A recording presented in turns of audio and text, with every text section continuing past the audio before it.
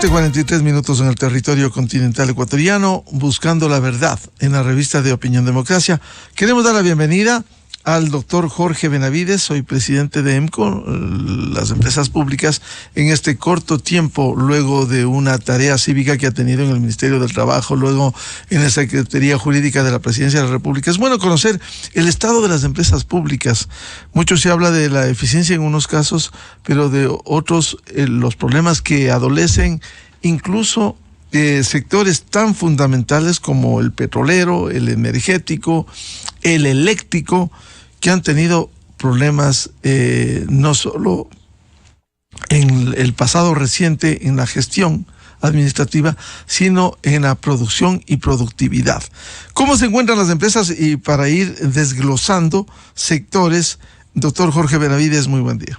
Buenos días, Miguel. Muchas gracias por la invitación. Un cordial saludo a las personas que siguen este diálogo.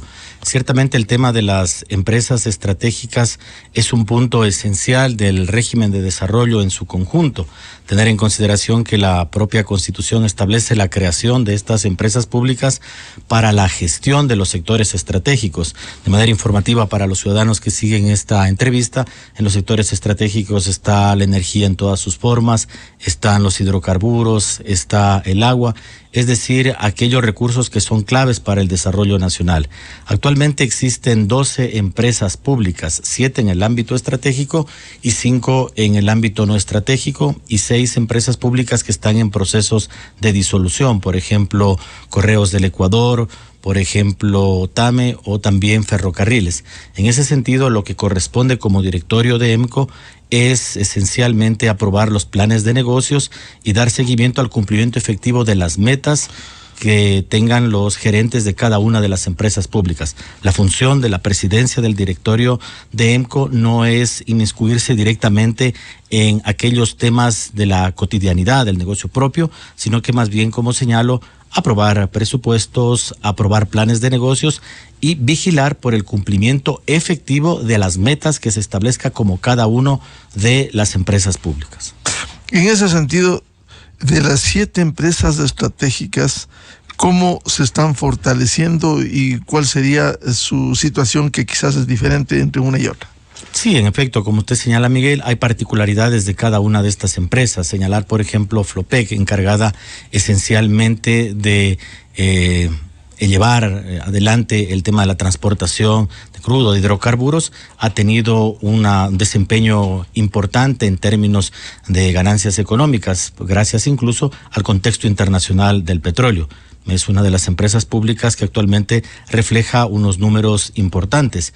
El tema de Petroecuador también, se están haciendo las distintas gestiones en cuanto a la administración como tal, para ir subiendo cada vez más la producción diaria. Actualmente cerca de 400,000 barriles de petróleo, y se están haciendo algunas estimaciones nuevas de cara a poder analizar aquellos escenarios que fueron complejos para que no permitieron llegar a una meta que era aproximadamente de 1 millón de barriles diarios, por una serie de cosas que van incluso que tienen que ver con cuestiones extraordinarias, incluso naturales, los paros y demás, que no permitían de alguna manera llegar a esta meta. Pero en términos generales está bien. El ámbito de SELEC, que es el tema de la generación de electricidad, está bien.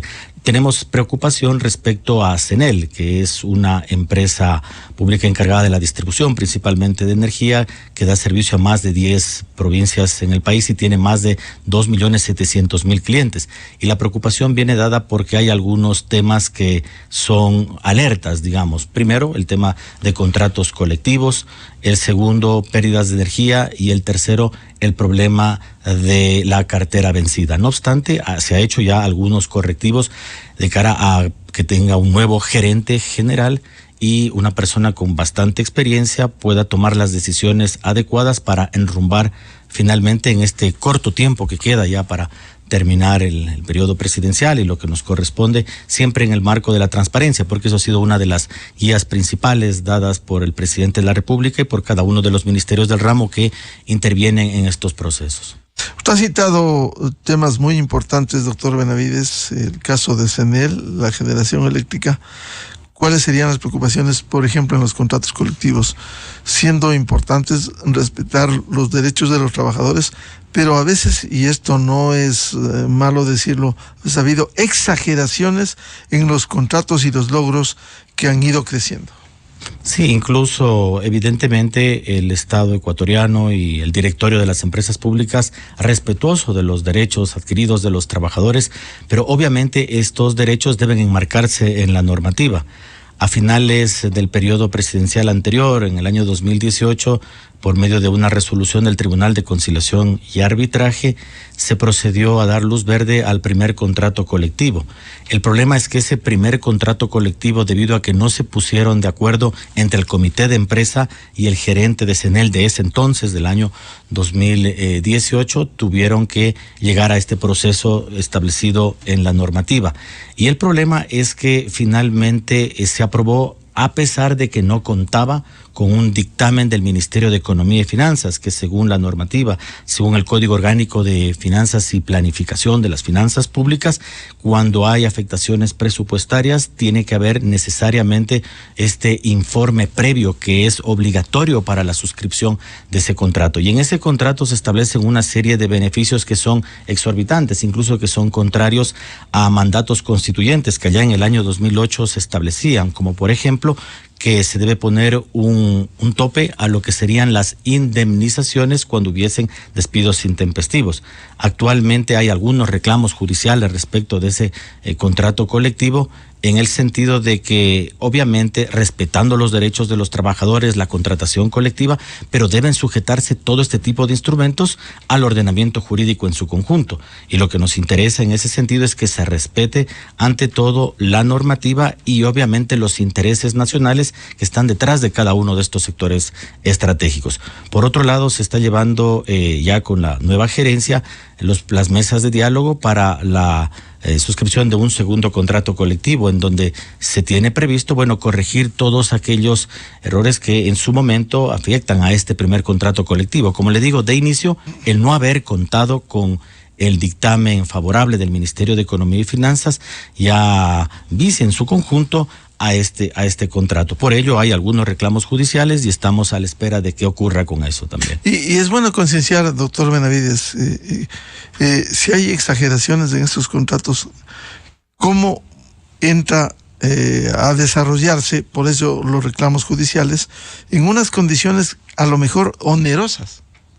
Claro que sí. Por ejemplo, es preocupante que por medio de acciones constitucionales se ha ampliado la base de los empleados que se sujetan al contrato colectivo.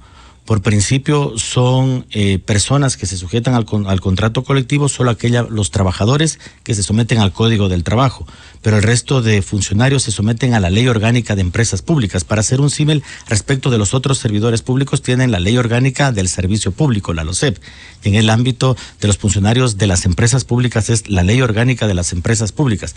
Y en ambos contextos, los trabajadores se someten al contrato colectivo por la naturaleza misma de las funciones que desempeñan, pero a través de acciones constitucionales se ha ampliado de manera arbitraria el ámbito de aplicación de los contratos colectivos e incluso para funcionarios que son sujetos de la Ley Orgánica de Empresas Públicas. Se cobijan del contrato colectivo. Exactamente, lo cual obviamente es contrario a la normativa por un lado y por otro genera serios perjuicios a la administración de la empresa pública en su conjunto. Por ejemplo, hasta el año 2018 era un poco más de 3,000 empleados de los 6,000 que tiene CENEL que se acogían al contrato colectivo. Y luego de 3 o 4 años, la cifra ha subido en más de 2,000. O sea, hay más de 5,000 personas que están sujetas al contrato colectivo, a pesar que la naturaleza de sus funciones no se aplicaría al ámbito del Código del Trabajo.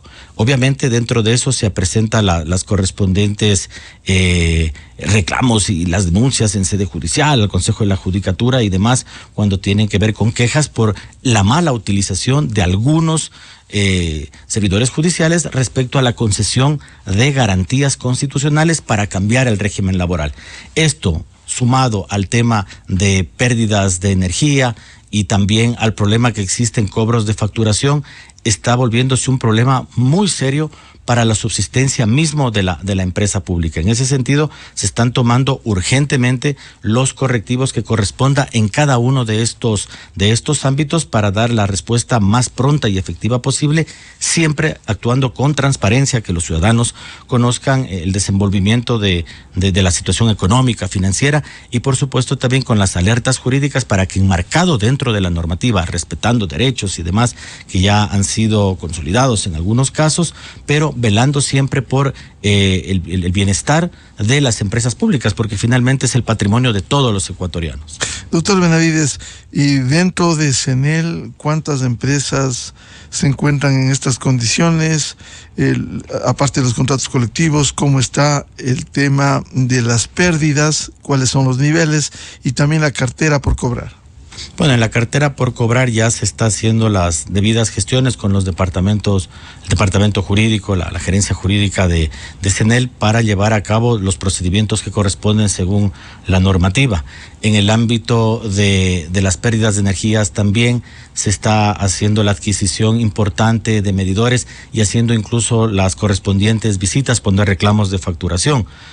Últimamente se ha conocido que hay digamos, personas que han presentado sus reclamos debido a que no han consumido determinada energía y les han cobrado mucho más en la factura y demás. En esos casos lo que se hace es realizar las correspondientes visitas, la revisión del medidor. Si hubiese algún problema en el medidor, le cambian el medidor y hacen un proceso de refacturación. Dejar en claro que el tema tarifario como tal de la energía eléctrica no es una competencia ni de el directorio de EMCO ni de el ministerio del ramo correspondiente, que es Energía y Minas, sino que es un tema de la Agencia de Regulación y Control de la Electricidad, que se encarga de poner las tarifas. Y nosotros, como directorio de EMCO, reitero, lo que hacemos es guardar, vigilar, proteger el gobierno corporativo adecuado, que supone el cumplimiento de metas efectivo y establecer las correspondientes alertas en caso de que existan problemas que tengan que ser enfrentados de manera inmediata para el normal desenvolvimiento de las empresas públicas. ¿Y cómo está el tema de las pérdidas en las empresas eléctricas? Ese también es un problema clave. Ya se está trabajando también en el ámbito jurídico para poder determinar este tipo de temas. Cuando son, por ejemplo, pérdidas técnicas, tiene que ver con el mal funcionamiento de los medidores de luz. Se hacen ahí los análisis, las visitas correspondientes, y en ese caso, bueno, como señalo, hay una importante cantidad de medidores que serán o ya están siendo comprados y vendrán en próximo tiempo para poder sustituir algunos que tengan problemas. Y en el otro también, bueno, es su conjunto respecto incluso a robos de energía y más que se están haciendo. Entonces se está haciendo las correspondientes visitas técnicas para que los equipos encargados puedan tomar las decisiones más adecuadas. Actualmente, por temas de reclamos en el cobro de facturas, han ingresado aproximadamente 72,000 reclamos a la empresa pública CENEL, de los cuales, de la información que nos remite la propia empresa pública, se ha respondido en un porcentaje superior al 96%. Es importante que los ciudadanos conozcan que la situación financiera y económica de las empresas públicas, por mandato de la propia Ley Orgánica de Empresas Públicas, debe ser debidamente reflejada esa situación en sus páginas web. O sea que todos los ciudadanos tienen acceso a conocer del desenvolvimiento de la situación económica de las empresas públicas. Por un lado, para fomentar la idea de transparencia, y también, aparte de la idea de transparencia, que con conocimiento de las cifras de cómo se está desenvolviendo la actividad de la empresa pública, se pueda tomar los correctivos necesarios para mejorar el gobierno corporativo de la empresa. ¿Hay pérdidas y cartera vencida manejables o preocupaciones por el estado en que se encuentran? Sí, es complejo. Sí, es una preocupación importante porque son unas cifras bastante altas, digamos, en su conjunto, entre pérdidas de energía, entre cartera vencida y entre lo que suponen los contratos colectivos. Por ejemplo, en términos de pérdida de energía, otras empresas del ramo, otras distribuidoras, están alrededor del 7% de pérdidas de energía, mientras que CENEL sobrepasa el 17%. O sea, hay 10 puntos porcentuales que demuestran que es compleja la situación de CENEL. Pero como señalo, incluso ya con el nuevo gerente general se están asumiendo medidas urgentes en el ámbito de las competencias que a ellos les corresponde. No olvidar que a partir de la ley los órganos de gobierno de cada una de las empresas públicas es el directorio de la empresa pública y la gerencia general. El gerente general es el encargado de tomar todas aquellas decisiones para el buen desenvolvimiento del negocio público que le corresponde. Y por otro lado, bueno, es el representante judicial y extrajudicial.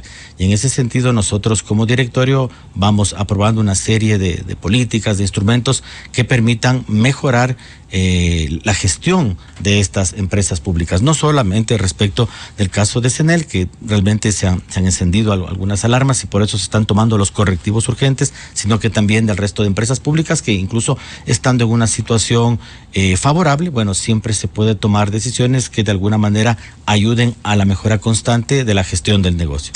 ¿Y las 5 empresas no estratégicas en qué condiciones están?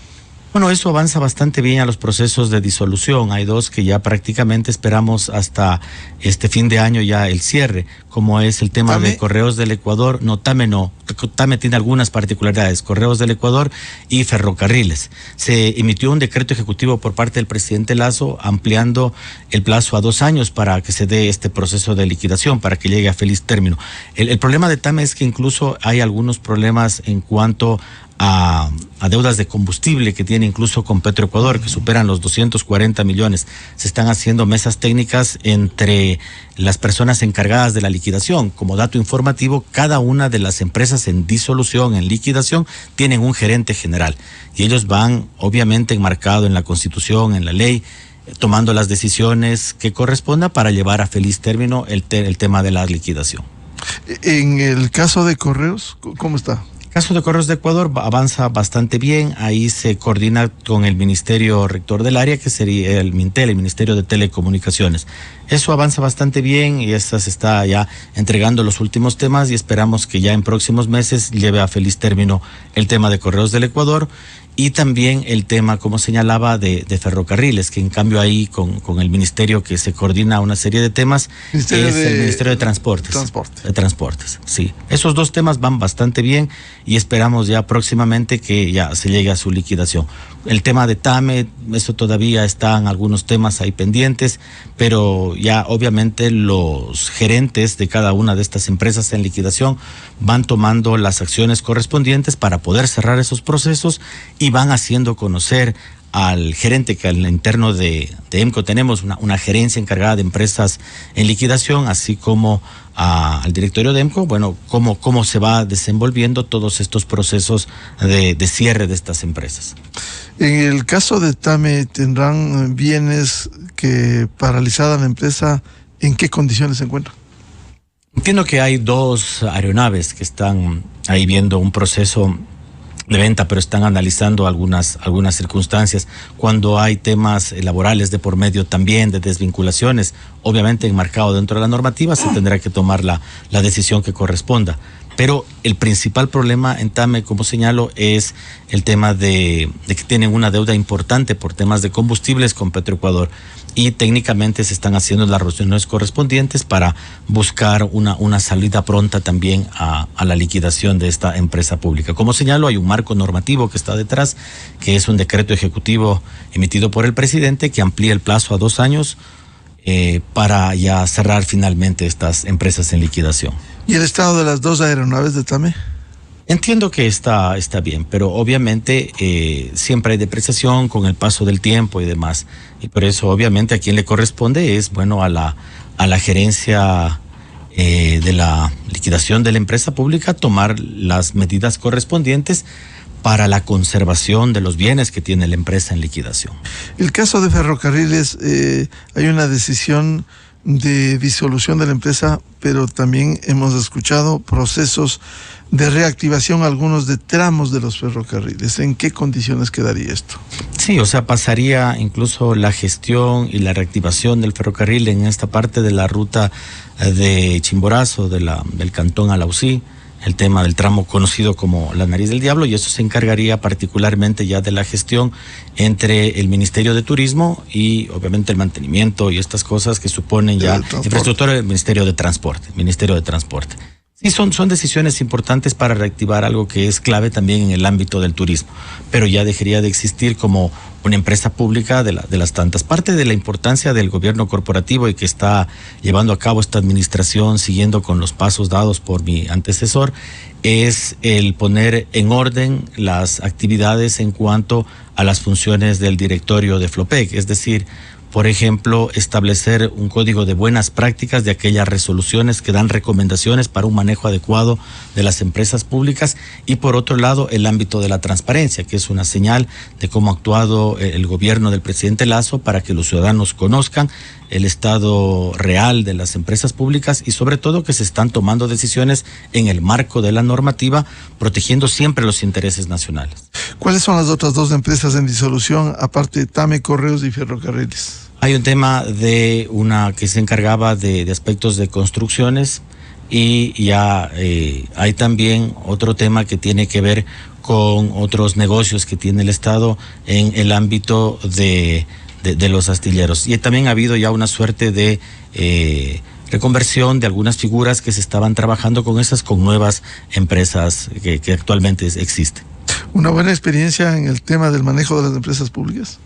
Sí, es interesante, como usted anotaba al inicio del diálogo, Miguel, comenzamos colaborando a inicios del 2021 en el servicio público a través del Viceministerio del Trabajo, después se tuvo la posibilidad y agradecido por la oportunidad de haber podido colaborar en la Subsecretaría Jurídica de Presidencia y finalmente en este último tramo estamos colaborando en el tema del directorio de las empresas públicas. Ha sido una experiencia interesante que valoro profundamente, agradecido por la oportunidad y la mejor manera de agradecer es con trabajo constante y con transparencia, tomando las mejores decisiones hasta el momento final que termine nuestra administración.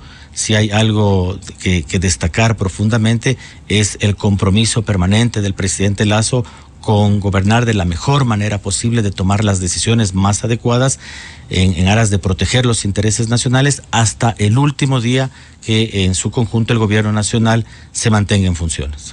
Viene el doctor Jorge Benavides, presidente de EMCO, las empresas públicas, aquí en la revista de Opinión Democracia. Como siempre, Jorge, muy amable la atención a la revista de Opinión Democracia. Muchas gracias, Miguel, a usted por la invitación.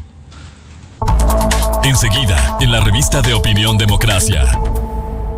8:05 minutos en el territorio continental ecuatoriano, buscando la verdad. Vamos a una pausa publicitaria, luego tenemos previsto un diálogo con el candidato presidencial por Somos de Ecuador, Yacu Pérez. Grandes desafíos a ponerles en blanco y negro. Desde 1984 con Gonzalo Rosero. La revista de Opinión Democracia. Siempre líderes, siempre confiables. Enseguida regresa Miguel Rivadeneira a la búsqueda de la verdad.